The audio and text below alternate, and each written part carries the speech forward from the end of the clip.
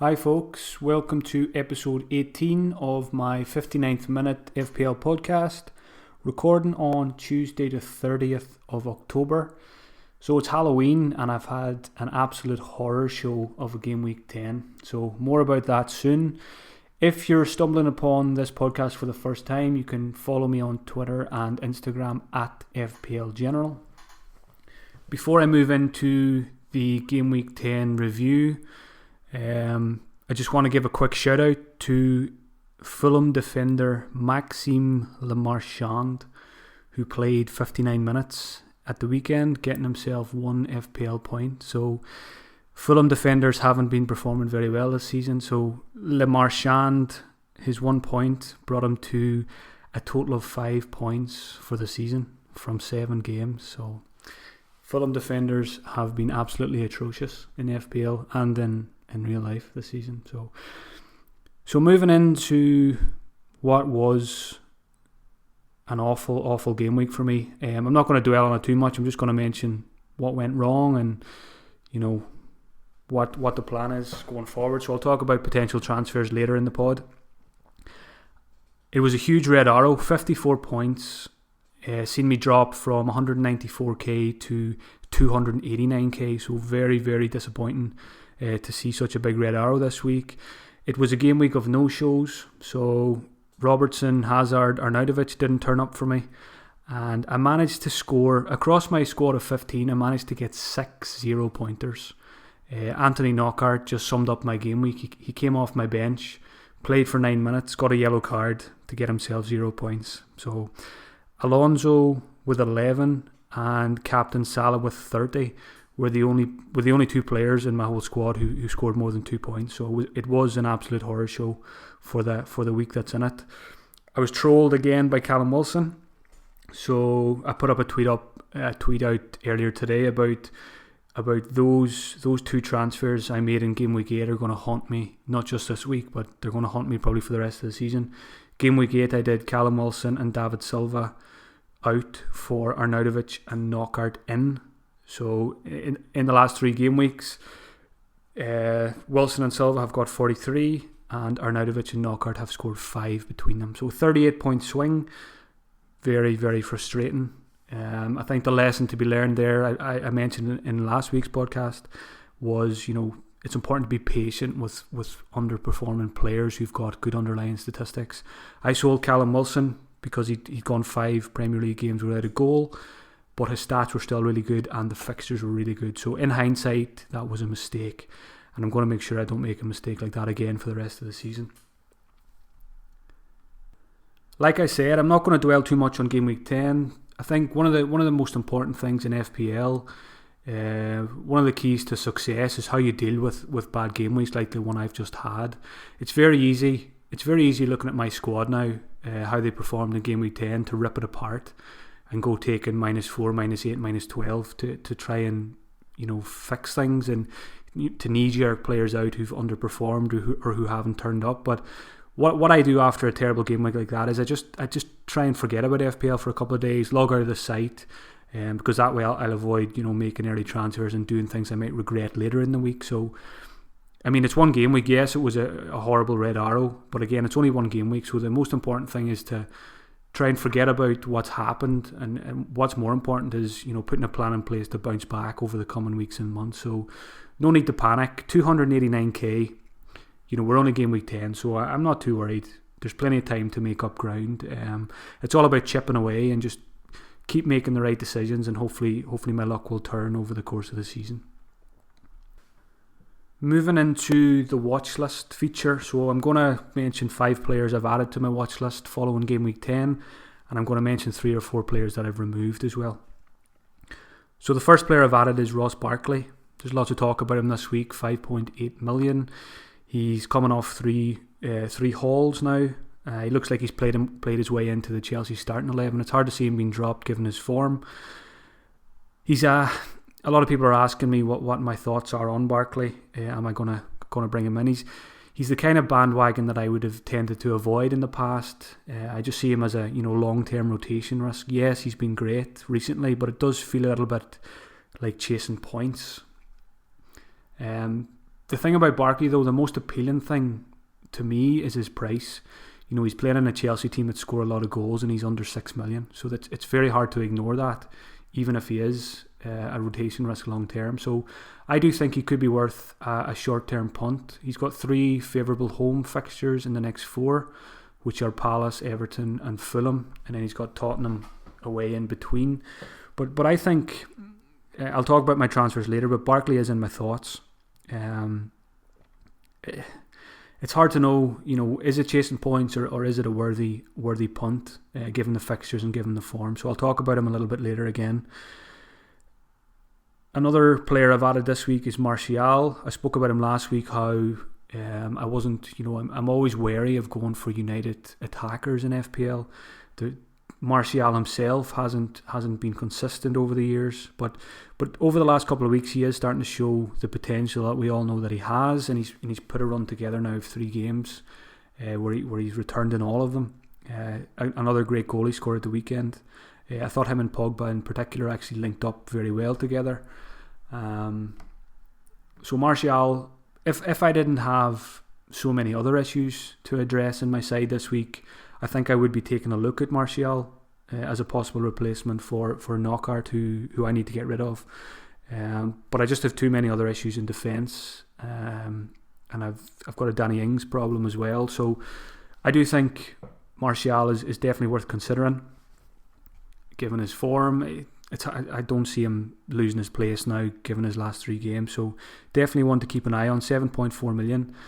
I'm just looking at United's fixtures. The fixtures are not too bad. We've got Bournemouth, Palace and Southampton in the next 5, coupled with Man City and Arsenal. So Martial, like Barkley, I think he definitely is one to consider. Definitely one for the watch list. Another player that stood out to me game week 10 was Deulofeu at Watford. So I talked last week about Pereira. I was considering doing Knockaert to Pereira last week, but I ended up not doing it because it would have blocked a move, a Trippier to Mendy move for me this week. So that's why I didn't do that one last week. And I just feel that, you know, may have missed the boat now with Pereira. Last week was probably the optimum time to get him in. Looking at Watford's fixtures, I think they've got 2 away games next, and then they've got Liverpool, so it's not ideal. But Deulofeu caught my eye. He's a lot cheaper. He's 5.4 million.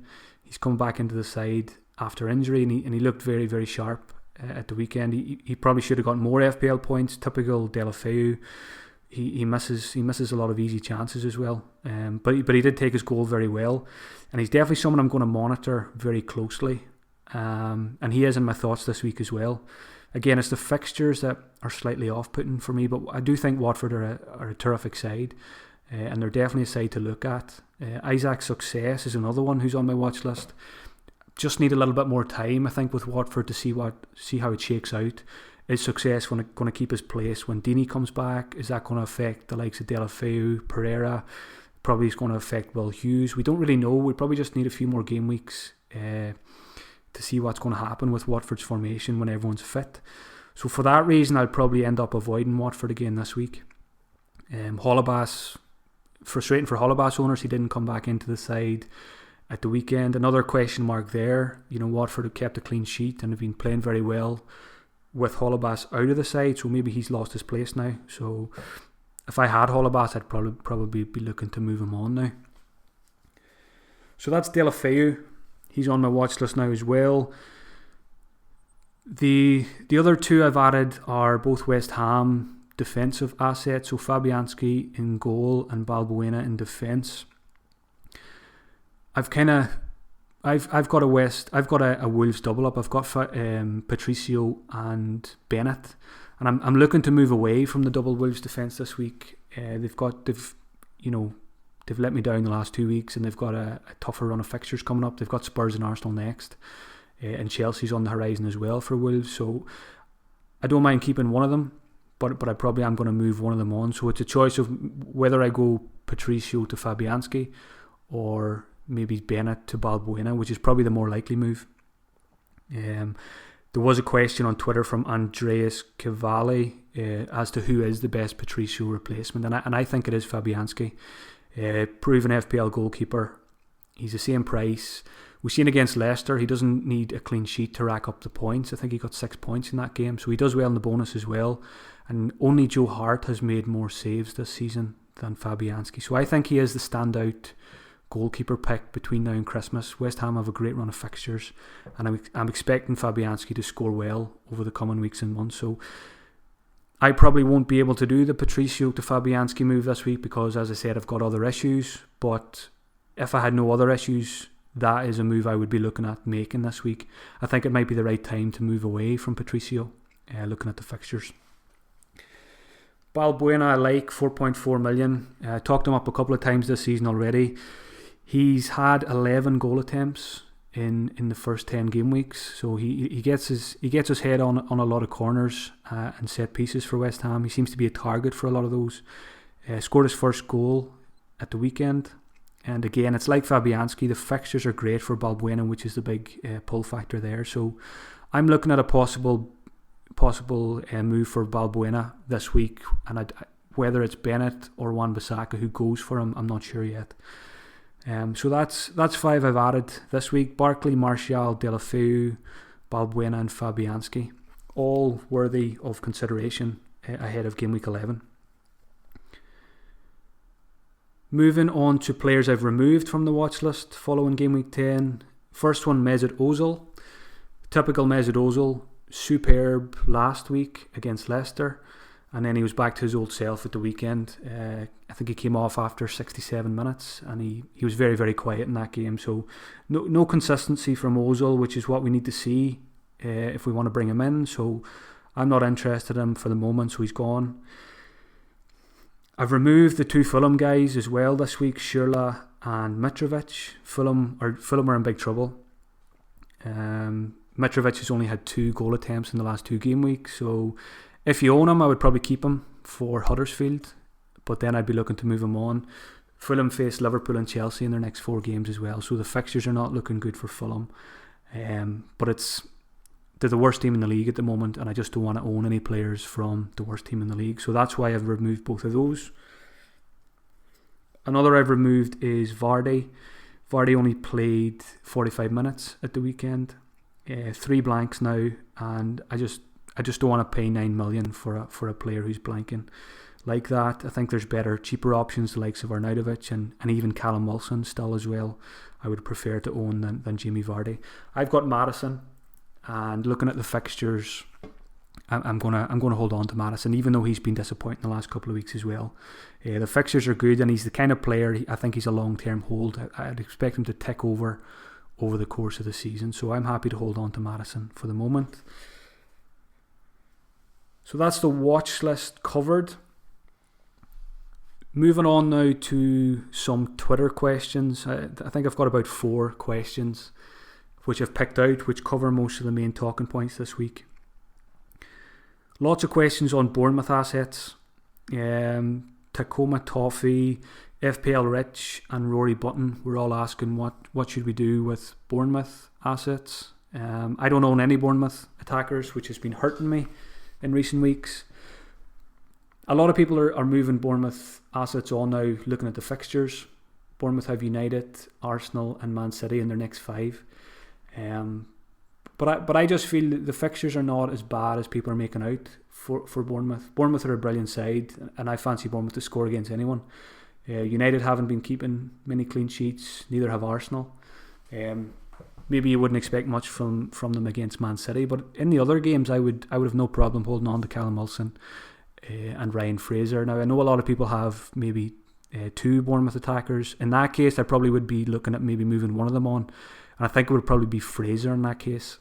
I think Wilson has a better chance of keeping his form going against the bigger sides. As most of you will know, Wilson has absolutely trolled me big time this season, but I still think he's probably the best budget striker, even with the tough fixtures. A lot of people are looking at selling Bournemouth attackers this week. I'm actually looking at maybe getting one in, despite the fixtures, and I could end up going back to Callum Wilson. As much as it pains me to do so, but again, you can't really be stubborn with players who've hurt you. You kind of just got to get the players in you think are the best for your points total in the coming weeks. But I do think Wilson is the best budget striker, and if you have him, I would hold on to him. The only exception might be Arnautovic. I do think Arnautovic is going to do well over the coming weeks. We just need to see him on the pitch. Very frustrating that he missed out at the weekend. But apart from that, I don't think I'd be moving Wilson on. Fraser, there's probably more options in midfield. The likes of some of the players I've mentioned, Pereira, Barkley, Martial, those kind of guys. There's a lot of options to replace Fraser if you've got Fraser and Wilson. So Wilson is the one I'd be holding on to, I think. The good thing about Wilson and Fraser as well is their price point. They're the best in their price bracket, so you're probably going to want them back later on. And in that case, I would be willing to just hold on to them through the tougher fixtures. So good question there on Bournemouth. The next questions were to do with going 4 at the back. So it's been a common theme this season, more so than ever. People moving to 4 at the back. Some people even going to 5 at the back because the defenders are performing so well. So I had a question from Alex Ball. He was just saying, what are my thoughts on 4 at the back? And he's talking about a back 4 of Alonso, Mendy, Robertson, so the famous arm. And he's thrown in Matt Doherty alongside them. And I presume then with a Wan-Bissaka or a Bennett or someone as the 5th one. Is Laporte a better option than Mendy? Is another question from Alex. So I'll tackle these all together. My thoughts on 4 at the back are that it is definitely a viable strategy, and I've played 3-4-3 the last few weeks, but I'm with my possible transfers, which I'll talk about later. I'd probably be looking at a flexible 4-4-2, 3-4-3, which would it's Balbuena I'm thinking about bringing in this week, but Danny Ings is probably going to survive in my side because of the other issues I have with Knockaert, etc. So what I'd be looking at is maybe bringing in Balbuena, who would play this week, and then there would be weeks where I would bench Balbuena and play Ings instead. Ings has got City this week, so I don't really want to play him. So it would be a 4-4-2 this week, but then in other weeks it would be a 3-4-3 with Balbuena benched and Danny Ings starting. Ings has got Watford and Fulham, I think, after City, so I would be more inclined to play Ings in those fixtures and bench Balbuena. The Balbuena move I'm thinking about, really it's to improve my bench, because Game Week 10 showed us how important it is to have a strong bench. It's more important than ever this season. All 3 of my subs came in this week and got me a total of 1 point between them. I think it was 1 point, Wan-Bissaka. Maybe it was more than 1, but it wasn't. It was 3 or 4 max, and I just feel like I need a stronger bench. We're seeing it so often. Managers are getting 1, 2 and even 3 players off the bench week after week because we have the likes of City and Liverpool rotating players. And Arnautovic missing out and things like that as well. So especially with the busy festive period just around the corner, if you have a weak bench like I have at the moment, it's important to address it. It's more important than ever this season, and don't ignore it if you've got 2 or 3 players on your bench who are not playing at all. We need to have players who can come in and do a job for us, and that's something I'm looking to improve over the next week or 2. So 4 at the back, I do think it's a viable option. I've even looked at 4 premiums. So Mendy's a player I don't own who I want to bring in, but at the same time, I don't want to sell Alonso, I don't want to sell Robertson, and I'm quite happy to hold Trippier as well. So I've looked at maybe Bennett to Mendy this week, with a few downgrades elsewhere to do so. Maybe Ings to Success. I'm not too keen on the Success move. I want to see a few more starts from him before I go that direction. And I just feel a 4-4-2 with 4 premiums at the back, it leaves me very inflexible going forward. So I would much prefer a kind of a hybrid 4-4-2, 3-4-3 rather than a set in stone 4-4-2 with the 4 premium defenders. So at the moment I'm not looking to go 4 premium, but Alex mentioned Doherty there. Doherty is, again, Game Week 10, he was off the charts in terms of stats, top for goal attempts, top for touches in the box, and I think he was second for touches in the final third among defenders. So Doherty's another player I haven't owned at all this season. He's pretty high on my watch list as well. But I've seen some people even thinking about moving from Doherty to Mendy this week. There's just no way I would sell Doherty given his form and given his stats. Yes, the fixtures are not ideal, but I would have no problem playing Doherty in the bigger fixtures just because he's so good going forward and he can get attacking returns even if Wolves don't get a clean sheet. So Doherty's someone I'm looking at maybe in a couple of weeks' time. So I'm looking maybe to move off Bennett this week with a view to maybe 3 or 4 weeks down the line bringing Doherty in. When the fixtures improve a little bit for Wolves and once I've sorted all my other issues in my team. So definitely a back four of Alonso, Mendy, Robertson and Doherty looks very good to me. I mentioned Mendy. He's a player I want, but it's not easy to get him in. The easiest way to get him in for me would just be to do Trippier to Mendy. But as I said, I've got Knockaert to deal with. I want to improve my bench. So I may end up going without Mendy for another week or two and then maybe do the Trippier to Mendy move in a couple of weeks' time. It's just other priorities I have. Mendy wasn't great last night against Spurs, but that wouldn't put me off getting him in this week. I've seen a couple of people mentioning, Mendy was poor, maybe he'll get dropped. I don't see it as an issue. And I would be more than happy to get Mendy in this week. I would love to get him in this week, but it's looking like I'm going to have to wait another week or two for Mendy, I think. Alex also asked about Laporte. He was asking, is Laporte a better option than Mendy? So Laporte's 0.5 million cheaper than the Frenchman, fellow Frenchman. So Laporte has scored 6 points in his last 6 games, so he's very, very consistent. Even when he got booked last night, he picked up a bonus point, so that shows he does well in the BPS. I wouldn't say he's a better option than Mendy, but I do think he is a viable alternative for people who can't afford Mendy. I'd be quite happy to go Laporte and have no Mendy. Laporte's played every game this season. Looks pretty safe. He's probably safer from rotation than Mendy.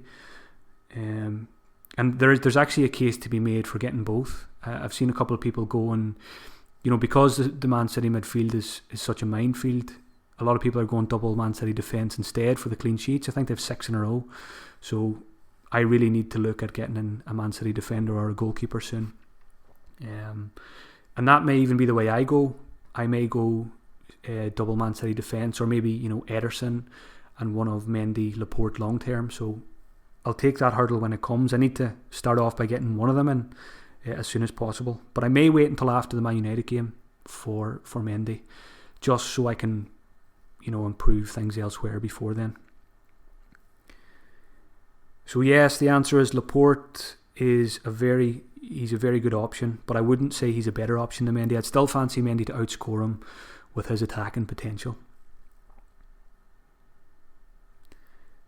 Another question on Twitter from Fantasy Football Fairy. He's looking to get Arnautovic, but he's wondering to sell either Wilson or Mitrovic. So who goes, Wilson or Mitrovic, to get Arnie? So good question. A lot of people are probably in that position. I think Mitrovic would be the one I would let go to get Arnautovic. Now it might be worth waiting a week. I would be willing to give Mitrovic the Huddersfield game this week, Monday night game. He could get something there, and Arnautovic, he's had an illness, he's had knee problems, so another week probably won't do any harm waiting on Arnie. But as I've mentioned earlier in the podcast, Wilson, I don't really see any reason to sell him, even though the fixtures are stiffening for Bournemouth. He's the best budget striker. You're probably going to want him back later on. So Mitrovic is the one I would let go for Arnautovic. Fulham are awful. The stats have dropped off. So I think that's the most obvious move there.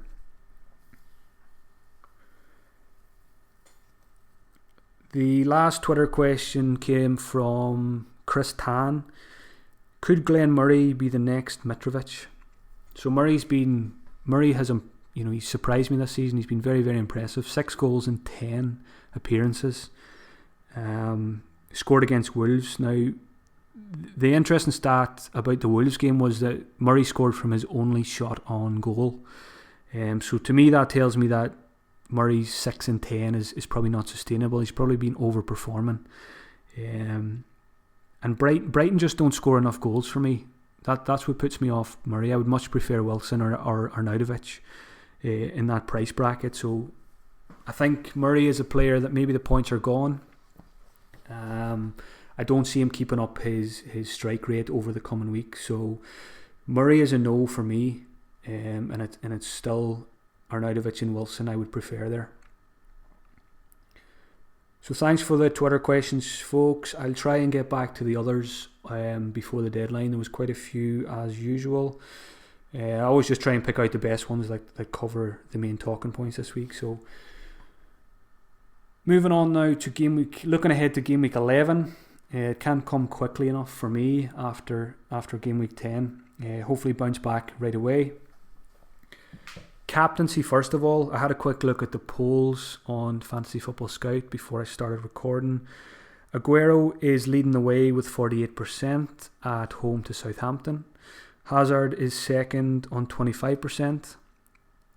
And then Salah and Sterling had 4% each. So again, this week it's between Aguero and Hazard. With Aguero the standout option at home to Southampton. The issue with Aguero is he's only playing 65, 70 minutes every game, but that really doesn't bother me. Aguero's probably the only exception to that rule. I always like my players to play, as close to 90 minutes as possible, but Aguero is the exception when you look at his stats. He's outperforming most other strikers, even though he is only playing 65, 70 minutes. So I would fancy him to do damage against Southampton and, do the damage before he gets hauled off. So 65 to 70 minutes is more than enough time for me to put the captaincy on Aguero. I know City play midweek this week. There is Carabao Cup games this week, so be patient with the transfers as always if you can. City play Thursday night, I think, Carabao Cup. So I presume it's Sunday then they play Southampton. So interesting to see what the lineup is there in the Carabao Cup. I would expect a rest from Aguero, but you never know. You never know with Pep. So let's see what the lineup is like there. First of all, Hazard is coming back from injury.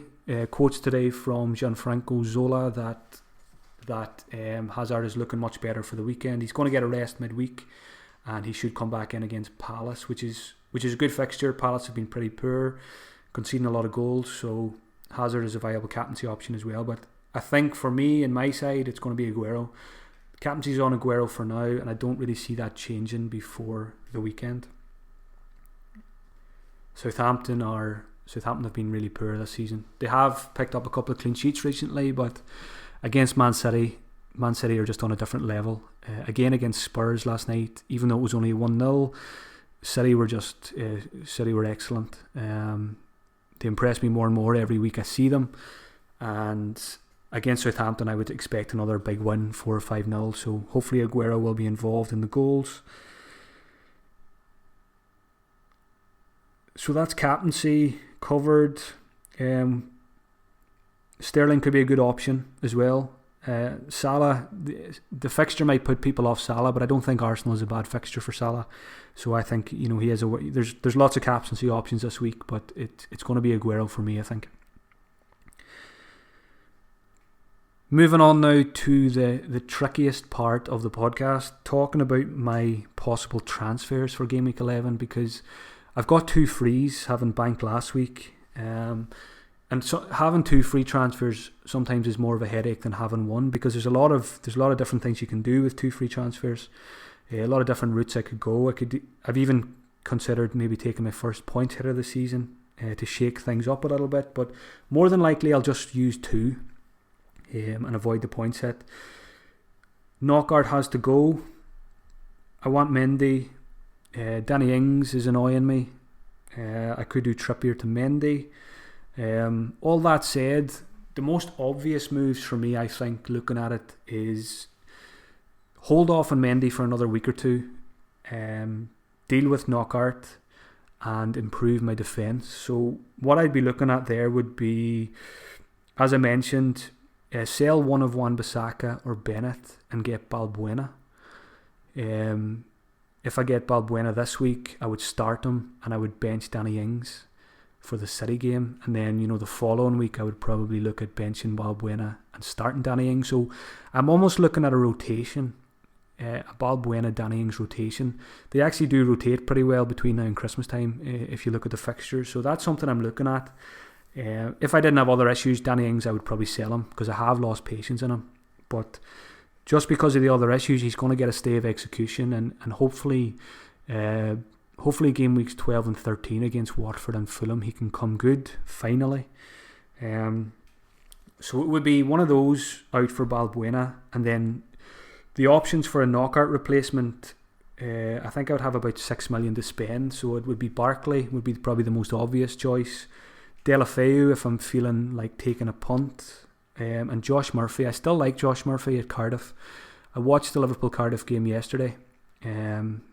Although it's not a great game to judge a player when they're playing against Liverpool, but he still did look okay to me. He was involved in the disallowed goal.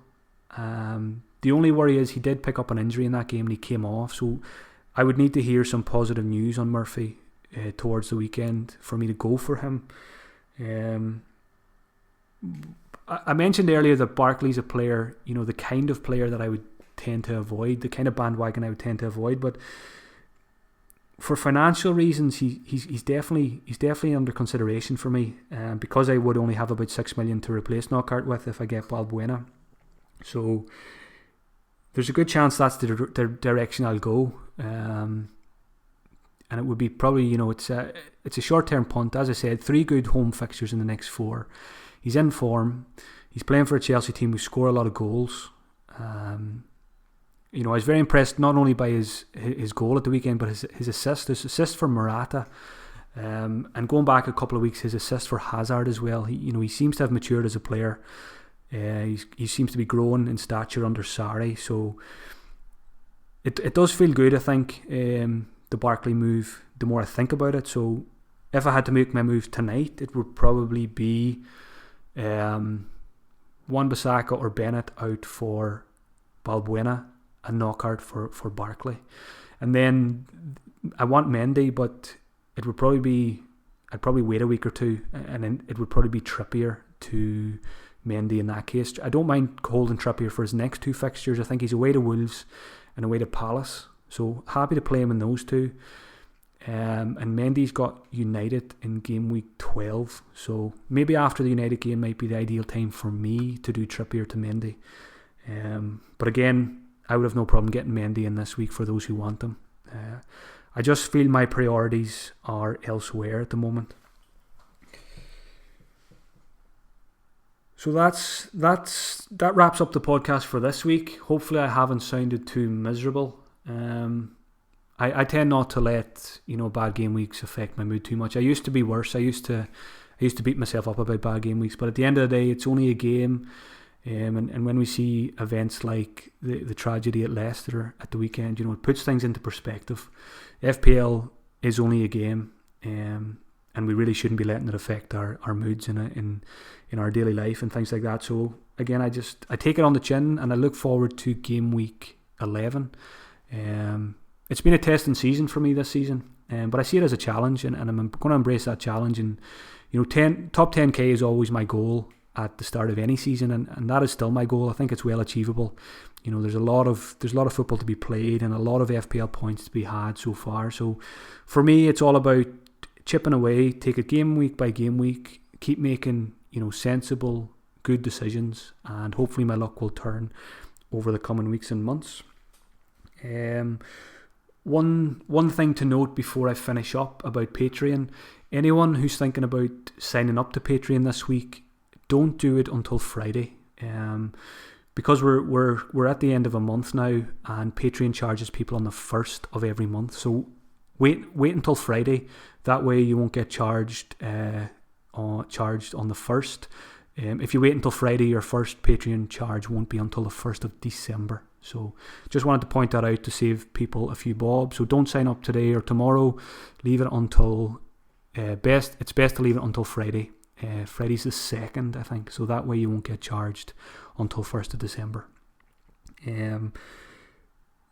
A quick note on Patreon: the mini league that we have has 174 participants, and 96 of them are in the top 100k. So the Patreon mini league is absolutely flying, and they're all putting me to shame this season.